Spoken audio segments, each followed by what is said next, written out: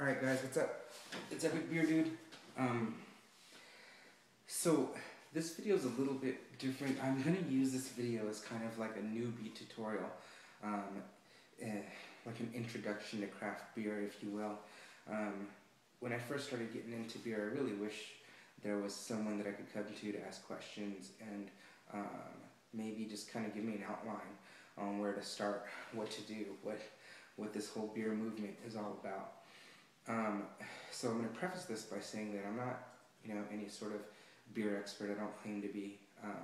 So if you beer snobs out there disagree with me, you can step off your, high horses and go pound sand, because I don't give a shit. Let me crack open this beer. This is Nogne. Nogne. It's a Norwegian beer. It's their Imperial Stout. Nogne means naked island. It's just kind of describes the barren outcroppings of Norway's southern coast, where Nogne brewery is. So I'm just going to pour this out and kind of, have a beer while we're talking. It's amazing. I've been looking forward to trying this. This right here is a Russian Imperial Stout. Black as night, completely opaque, nice brown tan head.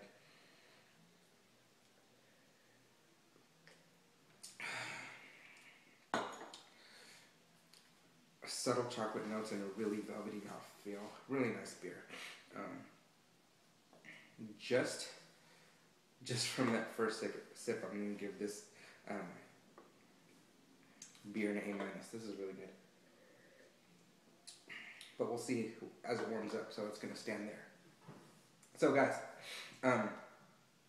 this isn't really for all you reviewers that, you beer reviewers that mostly watch me, but this video is more for like the guy that's out there drinking Bud Miller Coors all his life, or if you're like me, drinking 40 ounces of malt liquor and Heinekens, and you really want to educate yourself, or start educating yourself, and start maybe enjoying bigger, better beer. Let's talk about beer. Beer is made out of 4 things: water, malted barley, hops, and yeast. The water is the base, the malted barley provides the fermentable sugars for the yeast, the hops provide the bittering, they also can provide flavor and aroma as well. They act as a natural preservative, and the yeast is the magic. The yeast is a single-celled organism, basically, that eats the fermentable sugars from the malted barley, okay, and its byproduct is alcohol and CO2, and the yeast make the beer. Brewers make wort, yeast make the beer. Now, there are a ton of things that you can add to beer, and anything besides those 4 components are called adjuncts. There's spices, there's fruit, there's coffee, there's chocolate, there's just a whole gamut of things. I had a little cold, so excuse me. So you want to start trying out some beers, but where do you start? You go in the beer store, there's aisles and aisles of beers from everywhere. You pick one, you have no idea what it is, you drink it and it sucks. So the first thing you got to do really is kind of do some research. There are over 70 styles of beer and growing, especially with the new hybrid styles and the blends and things like that. Best source of information I could possibly give you is beeradvocate.com. Not so much for the beer reviews, because beer reviews are really subjective. It depends on people's palates and people's moods and how they've evolved and what they like. I mean, some people like Chevy, some people like Nissans, I'm a BMW guy myself, and my girlfriend's a Mercedes gal, so. But you can go on beeradvocate.com, look up beer styles, and this will give you kind of a starting point to say, okay, well, this style provides this, and that sounds tasty, let me go try that. So I would recommend looking on there, looking at the certain styles, seeing what their profile is, and then trying two or three, you know, two or three of that style from maybe two or three different breweries. Then see what you like. If you like that style, perfect. If you like, you'll notice that every brewery has their own kind of proprietary taste. So if you like that, then you may like other styles from that particular brewery. Then move on to another style of beer. So your most basic is going to be your pale ale, okay? And then you can move up to something like a wheat. Wheat has a wheat malt that makes just a little heavier mouthfeel than what you're normally used to. The Belgian wheats, for example, are highly based out of coriander and orange peel. Some sweet orange peel, some bitter orange peel. Adds a nice citrusy flavor to it, really mild on the hops, so you don't get a whole lot of bittering. Really easy drinking, but it'll give you a little bit more flavor than the stuff that you're used to. And for some examples of even some domestic wheats and some good wheats out there, start out with, hell, Blue Moon. I mean, just to get started. Blue Moon, then go to Hoegaarden and maybe Einger's Brauweiss or something like that. Even Allagash White is a really good example of a domestic brewery up in Maine that really does a really good wit or wheat style beer. And then you can go from there, move on to like a Hefeweizen. And Hefeweizens are more clovey, banana-y, estery kind of beers, but they're still on the lighter side. And then you can go, you know, test your palate. An IPA. IPAs are more piney, kind of citrusy, really grapefruity, a lot of bittering. So you may or may not like that style, but go and try that. Go try a couple of IPAs from a couple of different breweries and see if, you know, that fits your bill. You can go with porters and stouts. Porters, this here is an Imperial Stout, and the flavor profile of the stout is always like coffee, a coffee and a chocolate, and a really thick mouthfeel, like if you wanted something on the thicker end of the spectrum, you go pale ales on this side and stouts are on this side. And the reason why this is Imperial Stout is just bigger, bolder, more flavors. So of course, there's more ingredients, more hops, more malted barley, more grains, things like that, that make Imperial, I guess, the tuned up version of any beer. So if you get an Imperial Stout, an Imperial IPA, an Imperial Pale Ale, an Imperial Wheat, that's always going to be bigger, bolder, stronger, and in terms of alcohol content as well. And those are just some examples of style. Now there's Belgian beers that have distinctive style because of their Belgian yeast, and there's singles, doubles, triples, quads. There's all kinds of Belgian strong darks, American strong. There's just a ton of types of beers, and you'll find yourself once. I mean, this isn't a process that's going to be overnight. You're going to do it over time, if you're not stupid. And you're going to find that you like a certain style, or maybe a certain type of style, or maybe a certain style during a certain season. Like right now, it's winter time. It's mid-January. Stouts are perfect for the season because they're really heavy, they're really strong in alcohol. They warm you up a little bit. That's really good. So once you get into that, you know, give yourself some time, see what you like, you know, and then you'll find out that you like maybe certain beers, certain styles from this brewery, and for this style you like them from this brewery,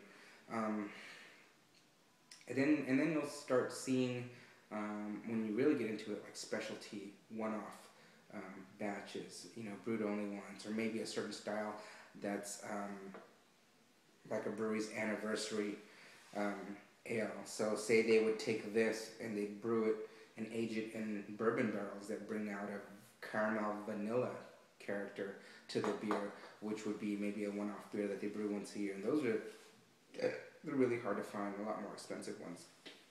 So the beer culture is just as widespread and complex, if not more complex, because of the newness of the whole movement, than the wine culture.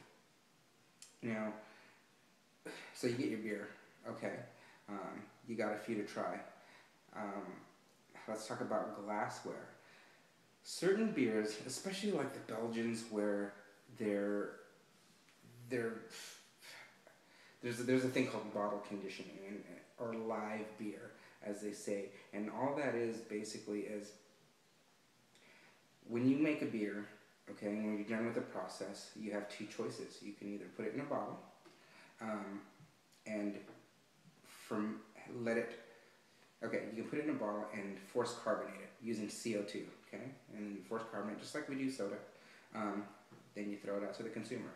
There's another part of it called bottle conditioning or making live beer or bottle re-fermenting, where you take the beer, you put it in the bottle, and there's always a little bit of suspended yeast in there from the brewing process. So you introduce some sugar, and what happens when you introduce sugar? The yeast wake up and they say, oh, let's eat some more. So they wake up, they eat the rest of the sugar, and of course, their byproduct is a little bit more alcohol and CO2. So it naturally carbonates the beer, okay? So it's a lot of Belgian styles. They like making live beer where it's naturally carbonated. And for those, you always want like a wider mouth glass. One, when you take the beer out, you want to decant that beer because it's been like aging like a wine. So you want to decant it and let it spread out, let it open up. Two, some of them maybe you want to get more aroma out of it, so you don't want a small, a small lip here because you want to get all the aroma, that sensation while you're drinking the beer. A lot of them have some really good aromatics. And then two, there are some types of glasses, for example, flute glasses, that will aid in forming and retaining a head. The head is the cap that's on top of the beer. And what the head is for, if you didn't know, it's not just a bunch of suds on the top, but what it is when you pour your beer out, immediately the volatiles, what we call it, the things that create the life in the beer, the aromatics, the carbonation, things like that, they start to evaporate. So the head helps retain that in there so that they don't all come out. I mean, even some of the flavor starts to evaporate in the atmosphere. So what the head does is it retains that flavor in there so you can enjoy it for the time that you're drinking the beer. So glassware, do your research. I mean, some use a nice big tulip glass like this is always a good choice for really big beers. Pint glass is just fine for some of the wheats out there. There are a ton of choices. Research it, see what you like in your hand, see what you prefer. And that's glassware. The other part of it is temperature. For lighter beers, you want higher temperature generally, and usually higher carbonation. For bigger beers, higher alcohol beers, maybe something like this, which is I think it's a 9.3% ABV Russian Imperial Stout, 9% ABV, 75 IBUs, and that's just the bittering units. The bittering of the beer is considered IBU. You want to drink it at a lower temperature, and the reason that you want to drink it at a lower temperature is because there's a numbing sensation that occurs when you drink a cold beer. That when you drink it, that coldness hits your palate. It numbs. It literally will numb your tongue and preclude you from enjoying the flavors that the brewers intended are in there. So the best way to experience that is to drink the beer at a higher temperature, usually a cellar temperature between 55 and 60 degrees. And then so you got your beer, you got your glass, you got the right temperature for your beer. Take time and you bought an expensive beer this time. It's a big beer. You got a really nice brand new glass.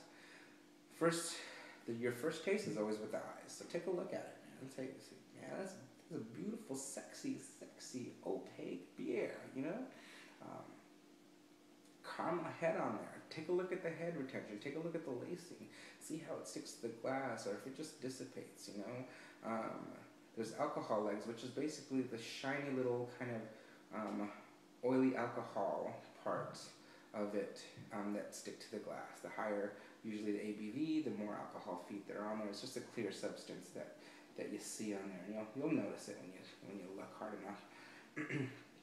Second, swirl it around. Give it a swirl, just like wine. Get those aromatics out, and then have a smell. You know, you smell whatever you smell, like in this. You smell really chocolate, really, I get some nutty peanut toffee notes in there. Really, really good. Good characteristics. Then you take a taste. Does this smell follow the nose? Is it opposite of the nose? Is it complementary of the nose? Is it contradictory of the nose? Hell, after you taste, great. See what the difference is between your cellar temperature and maybe the time that it gets to room temperature by the time you finish it. You're not going to chug a 9% beer, you know? So enjoy your beer. Pair it with some good stuff. Stouts go really good with chocolate, some toffee, some chocolate caramel cupcakes, anything that will complement the like an English toffee would definitely, like chocolate covered peanut English toffee would definitely complement. Hold on.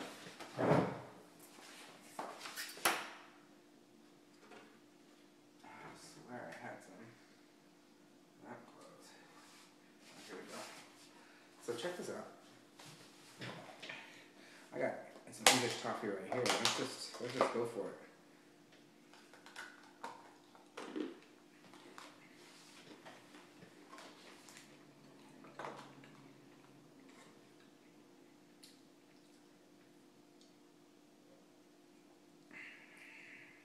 Oh, that's magnificent. Stouts and chocolate. Wow. That's really good. Stouts and chocolate go really well. So this is English toffee, so that sweetness counteracts the bitterness. It's 75 IBU, so it's a little on the bitter side, but it's good. Counteracts the bitterness of the stout. The chocolate complements the subtle chocolate notes in here. The peanut butter, the peanuts on here, it dances around with that nutty kind of aroma. So now you get it on the taste as well. Chocolate, stouts, really good. So you'll figure out, go on Beer Advocate, check out what pairs great with what. You'll start learning, you'll start, experiment for yourself. And when you start getting into it, you're going to buy, your favorite styles. You're going to get into those one-offs where it's a really rare one. So you're going to want to drink one, maybe cellar a couple, see how it tastes like a really big beer, how it tastes fresh, and then how down the line, 6 months, a year, even 2-3 years from now, how much those flavors meld together and how well they did, and how that alcohol content mellowed out and the flavors come up and just are really bright after a year. So you're going to want to sell your beer, some of it. And really simple way to sell your beer is put it somewhere where there's no temperature fluctuation. Try to cellar it between 55 and 60 degrees in the absence of light, so no light at all. You don't want light to oxidize your beer and to ruin your beer, so you want to store it in the dark. You also want to store your beer upright. Unlike wine, and wine's a whole different argument. A lot of people say, okay, let's store the wine so the cork can stay moist or whatever. Okay, store your beer upright. All right, there's a lot of reasons for that. A lot of beers living, you'll notice that there'll be a yeast sediment at the bottom. You don't want that on the side of the glass. That creates a haze and won't come off when you're ready to drink it. This is the way beer is stored. If it was meant to be stored sideways, they'd store it sideways in the store, just like they would their wine, right? So I hope that kind of gives you just like a little kind of starting point to where, you don't know what you're doing and you want to get out there and you want to try some. So do some homework, get out there, try some styles, pick a style, try 3 different beers for that style, and then go to another style, see what you like. try it with some food, some chocolate. This is absolutely decadent.